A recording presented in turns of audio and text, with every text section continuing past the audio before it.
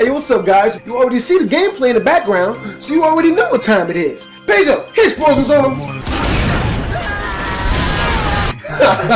Oh, explosions on them. Today I'm going to tell you guys a somewhat darker story. It's a story about how a friend of mine, when I was younger, he was murdered in my backyard, basically. So I'm 13 years old, I'm living in Cleveland, Ohio. The area I was living in, of course, as with 80% of my stories, was a bad area. You could avoid the badness in this area. As long as you didn't go to the wrong place at the wrong time or hang out with the wrong people, you were pretty much safe. We had our own house, it was a 2-story house, but there was houses so close to our house that we basically somewhat kind of lived in a bit of an apartment complex. It's very close-knit housing community, right? 4 houses. I lived in the house in the middle, and there were 4 houses blocking my house in. There was one driveway leading in as to where you could get in and park your car, which is what everyone used to access their driveways. There was one house, this really big white guy lived there. He was about 2-3 years older than me. He was a big guy. No one messed with him, even for a white guy. There was another guy that used to come over who was a white dude as well. He was a skinny dude. He was really energetic, just like me. All he ever did was freaking play basketball. This white dude, he lived on the street with all the gangbangers. And he was friends with them. Just like Dave Chappelle says, you see a white guy hanging out with a whole bunch of black guys, the most dangerous dude in them groups is the white dude. Because there's no telling what that white dude did to gain all of those gangbangers' respect. What happened was this. You know, we're gonna call the skinny white boy Todd.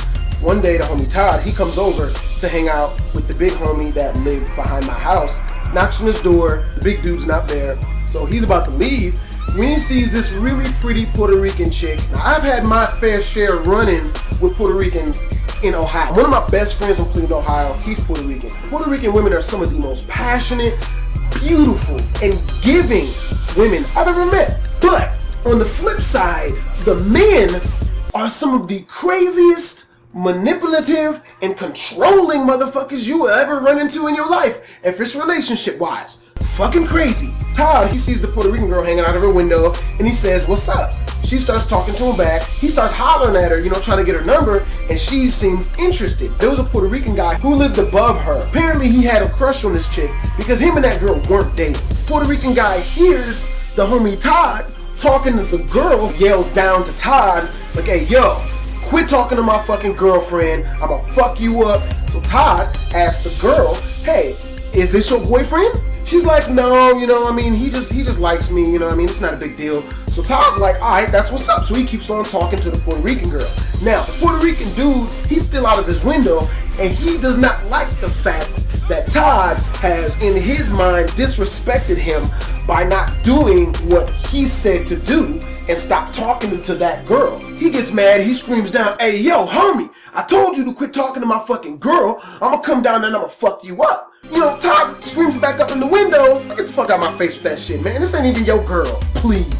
You know, so he keeps on talking to the girl right in front of the Puerto Rican dude. The Puerto Rican dude disappeared into the house. 5-6 minutes later, the downstairs door burst open and the Puerto Rican dude comes walking out. Like, "Hey, yo, man, what's all that bullshit you was talking upstairs, man? What the fuck is up?" Todd, he's gotten into a lot worse. Fighting shit, that's his name of the game. He don't give a fuck, so he squares up like, "Man, what's up?" Puerto Rican dude's like, "Oh, for real? That's what's up?" Gives him this super messed up smear, walks up on Todd, reaches into his back pocket, pulls out a fucking butcher's knife from his kitchen, and stabs Todd right in the fucking chest. Todd, being crazy as all shit, takes a step back, grabs the fucking knife, pulls that shit out of his chest, and chucks that bitch like, "Man, fuck it." He squares up again, starts walking up on the Puerto Rican dude again like, "Man, fuck that knife shit, man, I don't give a fuck." Puerto Rican dude reaches down, because like I said, my house is back alley technically. It's a driveway, but it doubles as an alley. So there's nothing but debris and a whole bunch of useless shit littering the freaking floor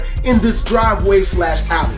Puerto Rican dude reaches down on the ground behind him, picks up a 2x4 with like 4 or 5 nails in it, and smashes it into the side of his head. Todd, working off of pure adrenaline, man, he yanks the nailed board out of his freaking head. I can only imagine he's sensing that he's close to death. His first reaction is to fucking run. No one can mess with Todd when it comes to running. I challenged Todd to a foot race a couple times. He'll beat me like jogging. He is the fastest person in like a 5-mile radius. Don't know how he got that fast. Todd, man, he starts taking off down the street to his house. Puerto Rican dude apparently sensing he's got this dude on the run.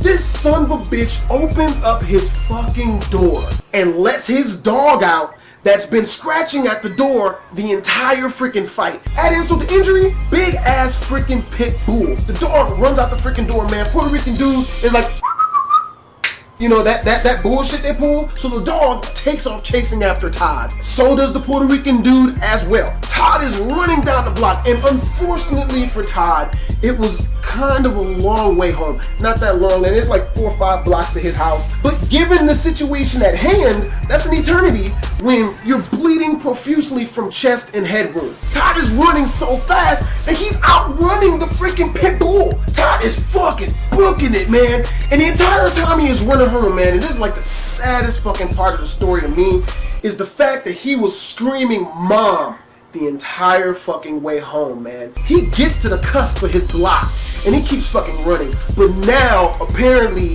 the wounds that he'd suffered at the hands of the Puerto Rican dude is starting to set in because he noticeably slowed down. So much so that the dog was able to gain on him a little bit. Todd gets to the cusp of his block, sees his house, beeline for his fucking house while still screaming out, "Mom! Mom!" He gets to the sidewalk in front of his freaking house and collapses. Apparently the mom heard him yelling from the cusp of the block because she comes running out the fucking door only to see Todd is laying face first on the sidewalk, oozing out blood from his chest and his head. Now at this point he can't talk, but he's reaching out to her. I don't know how to even say this, you know, it just sounds messed up either which way I say it, so I just am. The dog runs up on Todd while he's laying on the ground and reaching for his mom and jumps on him, man. The mom sees this and freaks the fuck out. She starts screaming at the top of her fucking lungs and runs up and tries to fucking fight the dog. Now, fortunately enough for the mom, his homies, now, I've told very few people this story, but whenever I tell this part, I always get super fucking pumped because the homies, they heard Todd screaming "Mom" and came out the house to see what the fuck was up.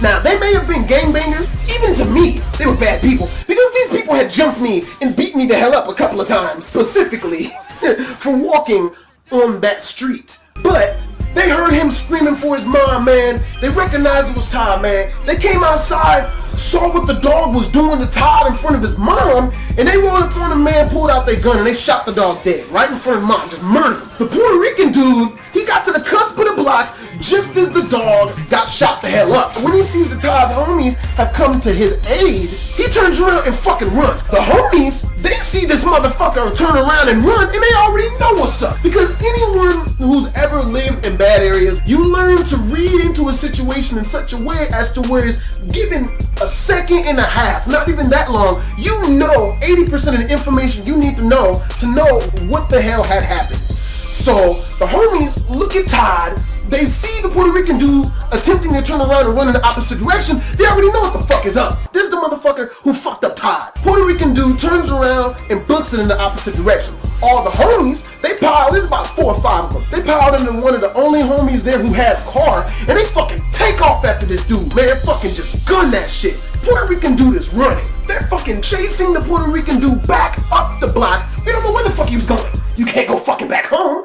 You just fucking committed murder. Where the fuck you gonna go? I'm not saying this like the Puerto Rican dude was able to outrun a car, because he wasn't. Now, the homies, they're gunning it, so they gained on him super fast. They were about to run him the fuck over. Now, I talked with all these cats after this bullshit went down. The homie who was driving the car, he was the baddest person in that area. He was gonna fucking run him over.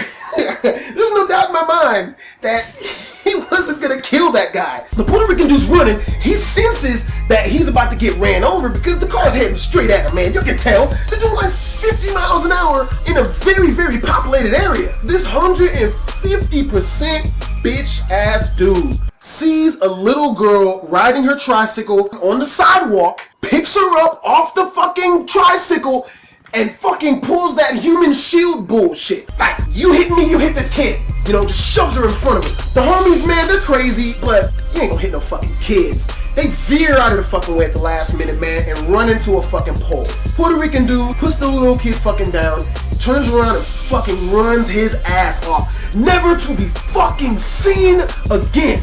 Now, like I said, no one could find this fucking guy. We don't know where the fuck he went. We don't know where he was going, like if he was hanging out or something, but he fell off the fucking map for like a week and a half. But the news story of what had happened hit the newspapers about a couple of days later. When that shit came out in the newspaper, everyone was fucking looking for this guy. I'm talking every fucking body. Weirdly enough, it reminds me of the Trayvon Martin and Zimmerman case, because this guy was basically Zimmerman, except much more hated, because there was no doubt in anyone's mind that it was just pure, unadulterated murder. There was no self-defense, nothing. Just fucking murder. Apparently, so many fucking people were looking for this guy that, unheard of in criminal history, at least as far as I know, this motherfucker turned himself in a week and a half later. I mean, I would have much rather, you know, some of the homies got a hold of his ass, shoved some porcupines up his butt or something. But, you know, I mean, he ended up going to jail. If any of you guys want to check the validity of the story, like I said, it was in the newspapers. When I got home, her and the big homie who was best friends with Todd was crying their eyes out. This big dude, he was one of the toughest people I knew. I'm like, what is this guy crying for? What the fuck is going on? And I found out, you know, I asked him what the hell's going on. He wouldn't say anything. He just kept fucking crying. He just kept fucking crying, dude. So I asked the girl, and in between, you know, sobbing and crying and shit, she tells me what happened. You know, because she saw firsthand everything that happened in that fucking alley. Told everything to the fucking police. The second hand of the story, as you guys heard before, I talked to all the homies that tried to run him over. We became friends after this because I talked to them about what happened. And they told me what happened. They told me what they saw, because one of the homeboys was in the window when he heard the dude screaming and he saw the dog jump on him. That is when he went and got his gun, ran outside, shot the fucking gun, which was the same dude who was driving the car. He was crazy as fuck. I wasn't bullshitting. He was a fucking gangbanger. I think he was a Crip. Gangbanger, man. Todd was one of the cooler people I knew, for the simple fact he had done a lot of crazy shit, and you know, he was a gangster, but he never picked on me, which is, I can't say that for a lot of people I knew back then. Nearly all of them picked on me, but he didn't. One of the very few people that I knew that was just cool with everybody. Everybody knew him, everyone loved him, loved by gangbangers and, you know, nerds and nice people all alike, man. All he was doing was hollering at a girl, a pretty girl he saw. He did not deserve to die. Off the strength of this story, I'm gonna end on a different note. Instead of promoting myself and telling y'all to subscribe and all the other bullshit, as I'm pretty sure a lot of you guys see my channel. I play a lot of violent games. On the front of my front page it says Thug Life, because I've noticed that even though I say about me that my videos are purely for adults, I tend to get a lot of kids who, because they're young, are super impressionable, that come to my channel and watch a lot of my gaming videos and whatnot. And I yell Thug Life and I yell all this other weird crazy shit because it's funny. This shit makes me laugh purely for entertainment purposes. Trust me and believe me when I say, even though I have never indulged in any type of gang activity, I've seen a lot of it, and the shit never ends good. All that fighting, all that drug dealing, all that, you know, beating people up and kicking people in the face and hitting people with heavy objects, that shit only looks good in the movie theaters with special effects. Trust me. All that bullshit, man, that shit is for the birds, dude. So if anybody who watches my channel is young and there might be even a bad area, gangs and all that bullshit, trust me, man, it is not a fun way to live whatsoever.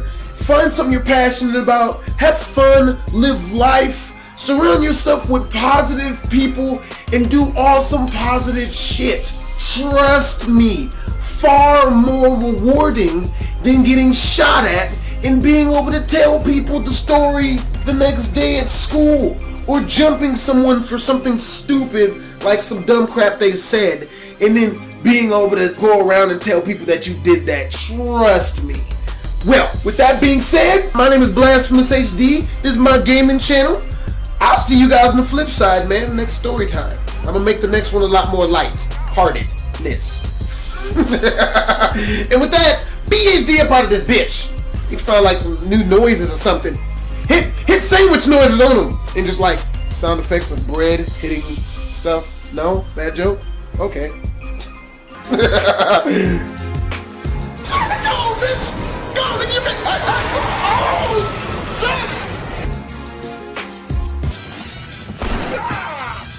You motherfucker! Who else wants a taste? And just completely without warning, BOW! Punches me right in my fucking mouth. I fall back, get up, and I fucking turn around, and I fucking run.